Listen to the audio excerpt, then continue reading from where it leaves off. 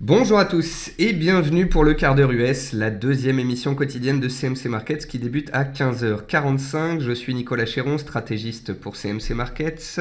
Nous sommes aujourd'hui le jeudi 17 novembre 2016. Le titre du jour est le dollar toujours ferme. En effet, le dollar index travaille ses plus hauts de 2015. Il a inscrit hier en séance un nouveau record de 13 ans. Il est toujours en hausse aujourd'hui, donc tentative d'une 9e séance de hausse consécutive. On est pratiquement à 100% de probabilité de hausse de taux pour le mois de décembre. Donc voilà, on a un dollar qui est toujours recherché, des indices qui sont toujours haussiers. On a eu des publications de statistiques, certaines bonnes, d'autres moins. Donc on va dire que c'est mitigé en attendant sans catalyseur majeur. Pas de décalage particulier, si ce n'est que les tendances en place perdurent, c'est-à-dire une tendance haussière sur les indices et une tendance haussière sur le dollar. Attention tout de même sur le dollar américain, 9 séances consécutives ou 8 séances consécutives de hausse. Une résistance majeure, on peut peut-être la dépasser, mais j'attends de voir en clôture hebdomadaire et en clôture mensuelle si on arrive à dépasser clairement ce niveau, car un piège n'est pas inconcevable. Bonjour à tous ceux qui viennent de nous rejoindre et je salue également tous ceux qui nous regardent sur YouTube. Avant toute chose, un avertissement sur les risques concernant le caractère purement informatif de cette présentation et les CFD. Je vous invite à en prendre note. Vous pouvez, comme à chaque émission, utiliser les fonctions de chat et de questions-réponses en haut de votre écran pour pouvoir converser avec moi. On va voir ensemble les derniers mouvements intraday, ce qu'il se passe sur les actions européennes, les statistiques et le chiffre du jour, les actualités aux États-Unis, une figure graphique reconnue par la plateforme de CMC Markets. Et bien évidemment, je répondrai à vos éventuelles questions. En termes de mouvement intraday, le Dow Jones est à l'équilibre à 18 860 points. Alors j'ai rédigé cela il y a à peu près 15 minutes et depuis 15 minutes, les indices sont en train de partir à la hausse. Donc le Dow Jones était à l'équilibre, il est un petit peu passé dans le vert. Le CAC 40 est scotché à son support à 4500 points depuis lundi et il tente de s'en décrocher aussi, mais pour l'instant, pas de mouvement fort. Le VIX est à l'équilibre à 15,55 points, démontrant l'attentisme des opérateurs, une certaine complaisance, pas de stress.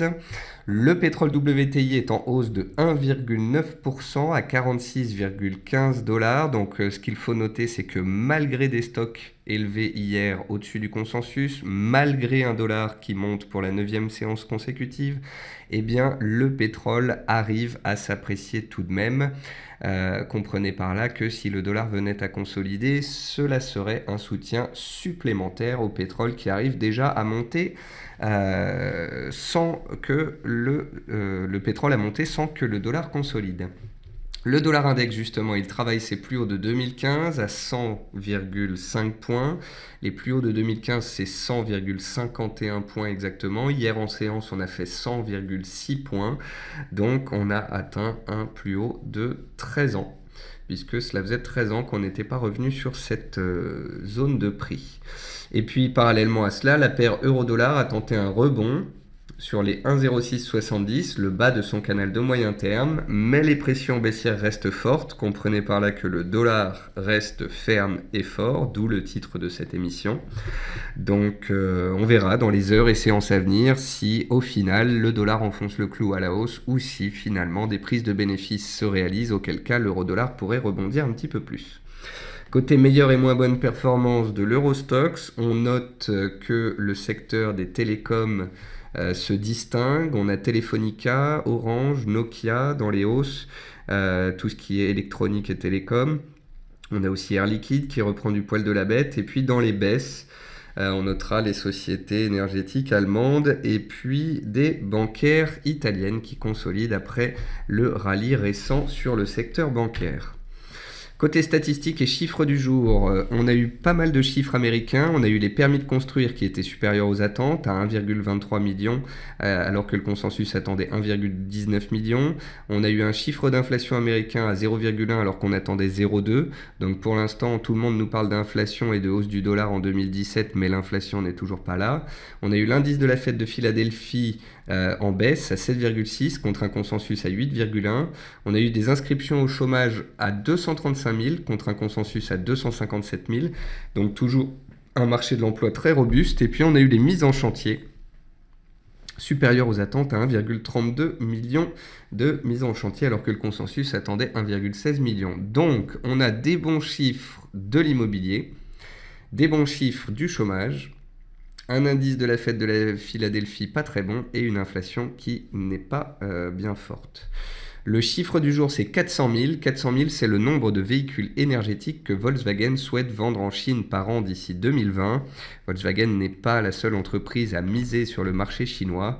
Espérons pour eux que le marché chinois tienne jusque-là. Côté entreprise américaine, Walmart a relevé sa prévision de bénéfices annuels, ce que généralement les opérateurs aiment bien. Best Buy bat également le consensus et s'adjuge 7,3% avant bourse. Staples recule suite à un avertissement sur résultat. Cisco Systems a également revu son bénéfice trimestriel à la baisse, comme Staples. Et puis First Solar perd 11% avant bourse après avoir, je n'ai pas terminé ma phrase, revu donc ses perspectives également. Côté meilleure et moins bonne performance du S&P 500, on retrouve Fossil et Target qui sont les plus fortes hausses d'hier. C'est des sociétés qui sont dans la grande distribution.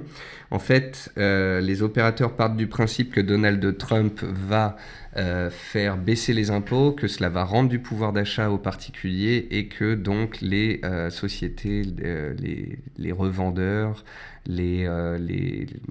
comment dire, tout le secteur de la consommation en fait en profiterait indirectement. Donc voilà, on a vraiment ce secteur qui se distingue. Et puis on a aussi Nvidia qui avait publié de très bons résultats récemment, qui avait gagné 25% le jour de sa publication de résultats. Et vous pouvez voir que le titre est toujours bien entouré. Ensuite, une figure graphique reconnue par la plateforme de CMC Markets. Il s'agit d'un triangle noté 5 sur 5 sur le Platinium en données horaires. Et la sortie de cette congestion devrait donner le tempo. Donc vous voyez ici les cours du platine qui, depuis lundi, en fait, sont dans un range. Si on sort de ce triangle par le haut, on sort du range par le haut et on pourrait donc avoir un rebond technique. Si on sort de ce triangle par le bas, on a des risques de revenir vers le bas du range et en cas de cassure du range par le bas, d'avoir une nouvelle accélération. Donc la sortie de cette zone de consolidation pourrait être intéressante pour la suite. Ensuite, quand on regarde les indices, c'est relativement simple.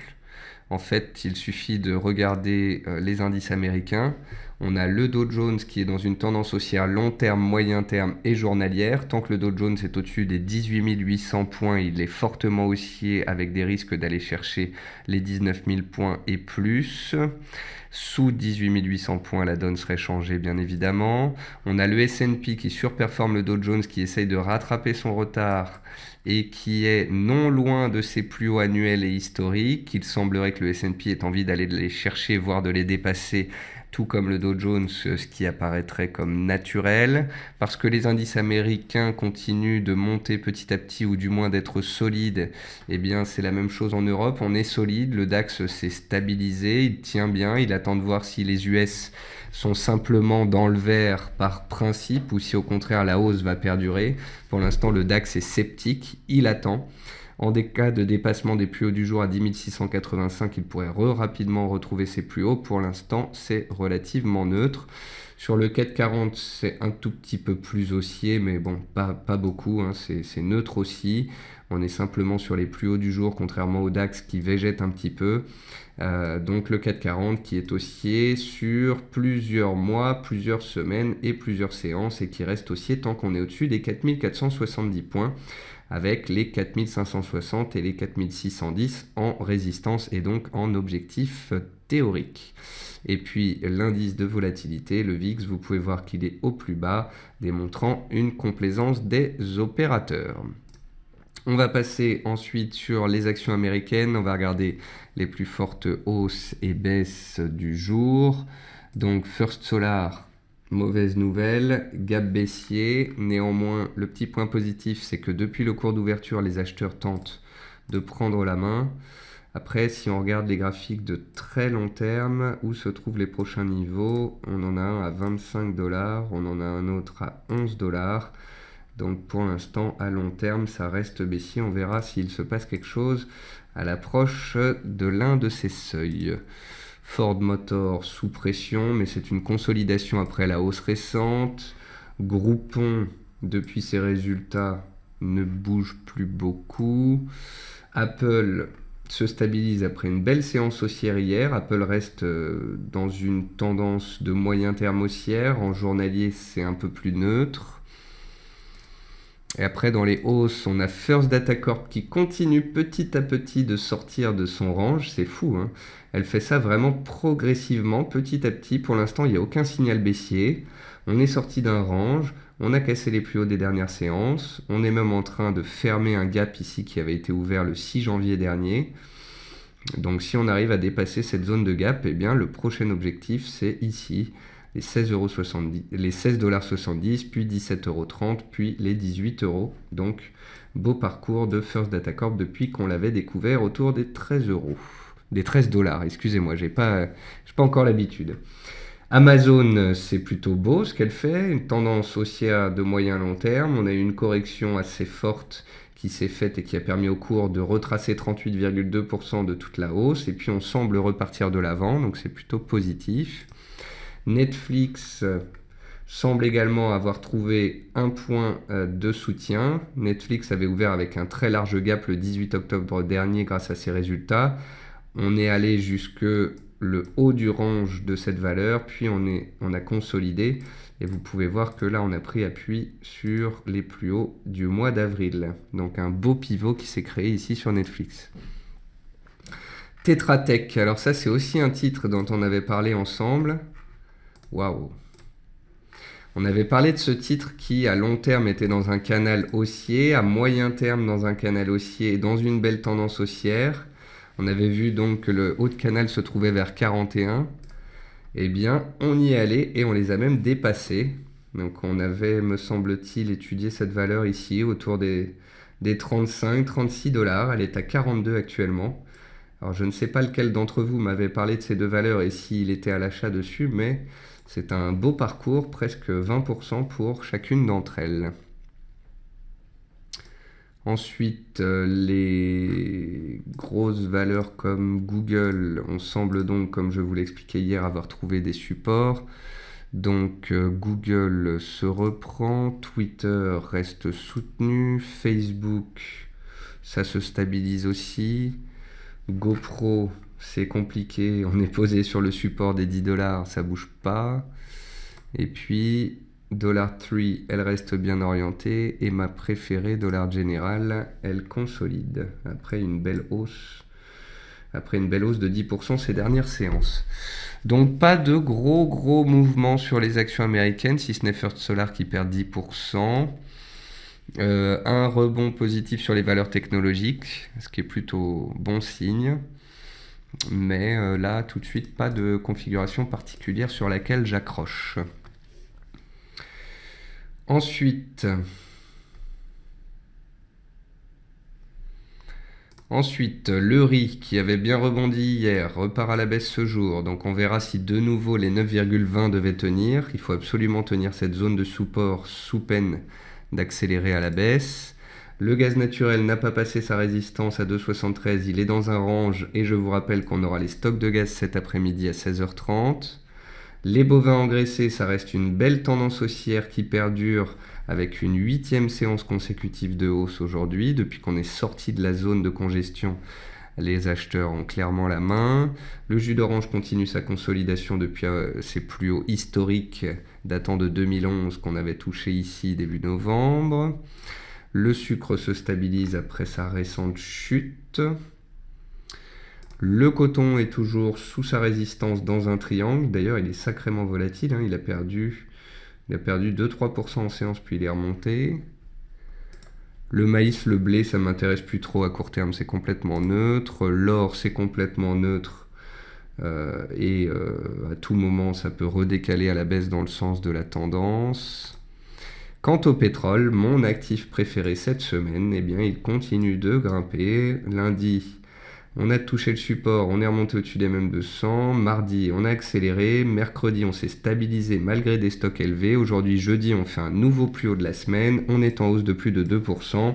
Les spéculations vont bon train sur un éventuel accord de gel de production des pays producteurs avec une réunion demain à Doha. Donc voilà, pour l'instant. D'ailleurs, Paul nous publie une news et dit Energy Ministry, donc le ministre de l'énergie du Kazakhstan pourrait augmenter sa production. Après, vous avez des pays qui les augmentent et puis vous avez d'autres qui sont prêts à les ralentir. Moi, tout ce que je vois, c'est que ça monte. Donc à vrai dire, qu'il y ait gel de production, pas gel de production, que ce soit de la perspéculation ou pas, ça m'est un peu égal. On était dans un range, j'attendais le bas du range a tenu, le haut du range pourrait être retrouvé. Pour l'instant, tout se passe pour le mieux. Voilà.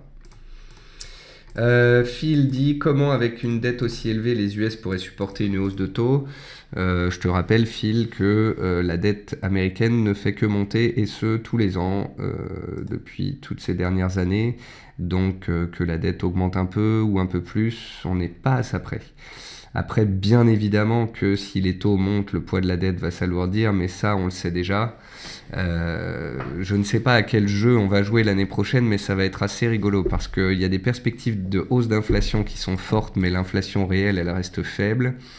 On pourrait très bien avoir une stagflation, c'est-à-dire un peu d'inflation et la croissance qui se stabilise.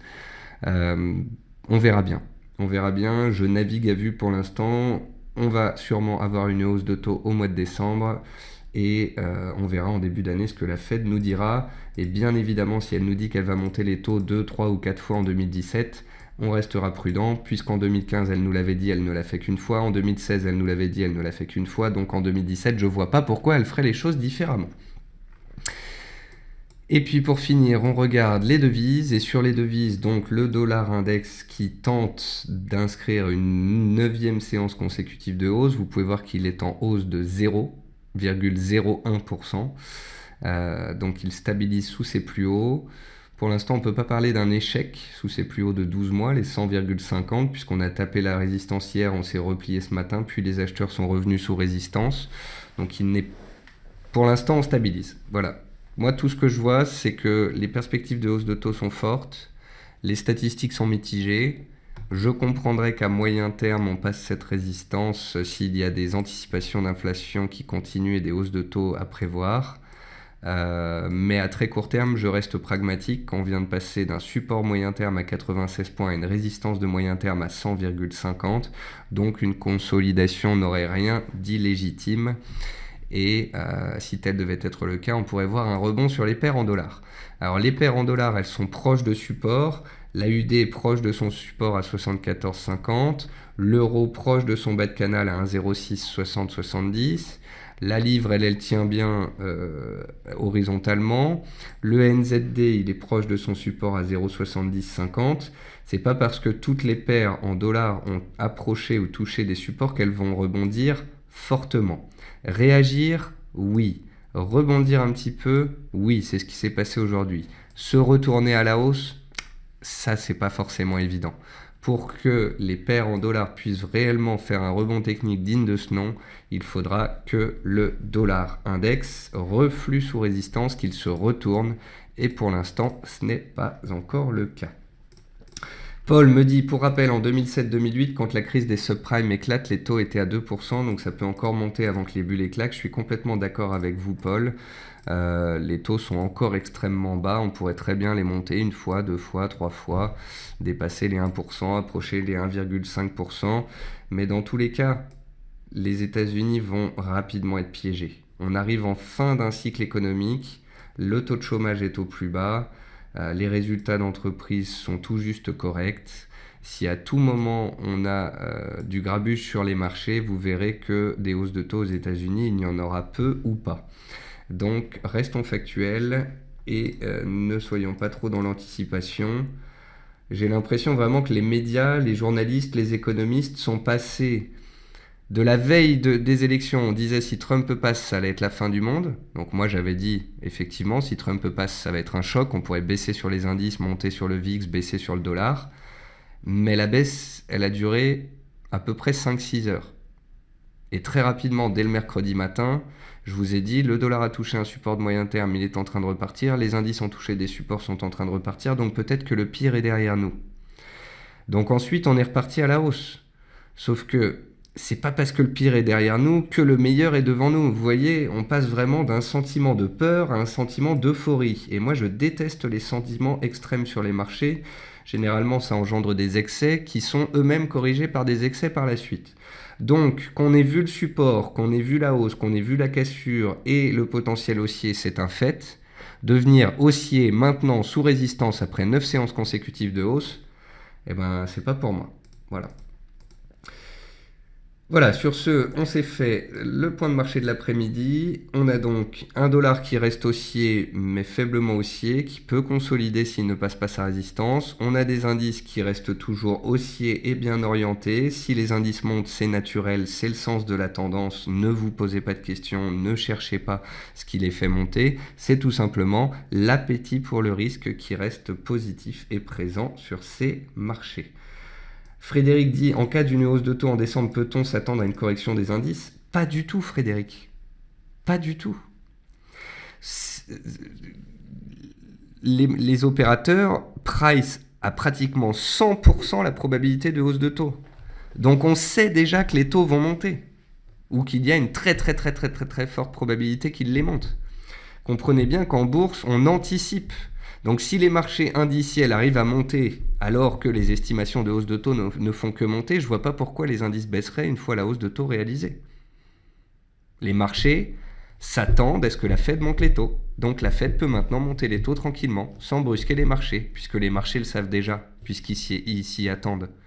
Par contre, si vous aviez la Fed en décembre qui disait « on monte les taux maintenant et l'année prochaine on va les monter 3 fois ou 4 fois », là oui, ça pourrait peser sur les indices, ça pourrait faire peur, parce que ça concerne l'avenir. Donc voilà, faites bien attention à cela. Il est 16h, Jeannette Yellen va parler, demain on aura des membres de la Fed, de la BOUBA et de la BCE qui vont parler, donc faites bien attention à ces discours qui peuvent faire bouger les marchés. Moi ce que je vois c'est que le dollar reste haussier mais je suis prudent sous résistance, les indices sont haussiers, ça c'est clair, et le dollar et le pétrole est haussier à court terme et continue son rebond. Voilà. Sur ce, je vous souhaite à tous une bonne fin d'après-midi, un bon trading, une bonne soirée, et puis je vous retrouverai avec grand plaisir demain à 10h pour la matinale ou demain à 16h45 pour le quart d'heure US, dernière émission de la semaine. Au revoir à tous.